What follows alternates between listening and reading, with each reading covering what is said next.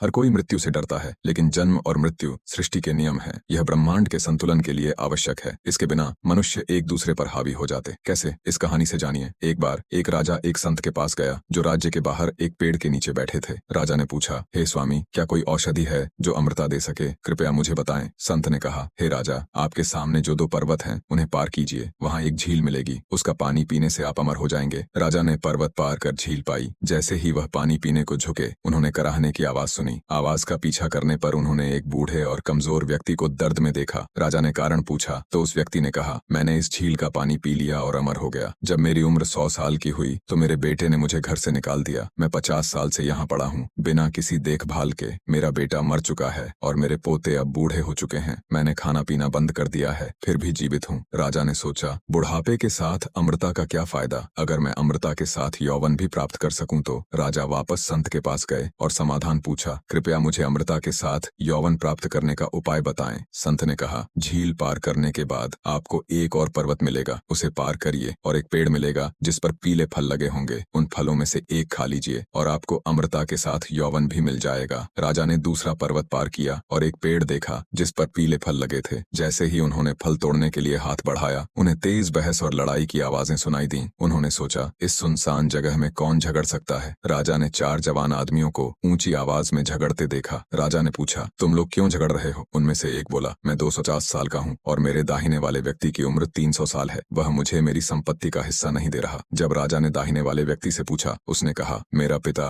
जो 350 साल का है अभी भी जीवित है और उसने मुझे मेरा हिस्सा नहीं दिया, तो मैं अपने बेटे को कैसे दूं? उस आदमी ने अपने 400 साल के पिता की ओर इशारा किया, जिन्होंने भी वही शिकायत की। उन्होंने राजा से कहा कि संपत्ति के इस अंतहीन झगड़े की वजह से गांव वालों ने उन्हें गांव से निकाल दिया है। राजा हैरान होकर संत के पास लौटे और बोले, धन्यवाद, आपने मुझे मृत्यु का महत्व समझाया। संत ने कहा, मृत्यु के कारण ही इस संसार में प्रेम है। मृत्यु के बारे में चिंता करने के बजाय हर दिन और हर पल को खुशी से जियो। खुद को बदलो, दुनिया बदल जाएगी। दोस्तों, कमेंट में जय श्री राम जरूर लिखे। दोस्तों, वीडियो अच्छी लगी तो लाइक और कमेंट करके चैनल को जरूर सब्सक्राइब कर देना। आपका बहुत बहुत धन्यवाद।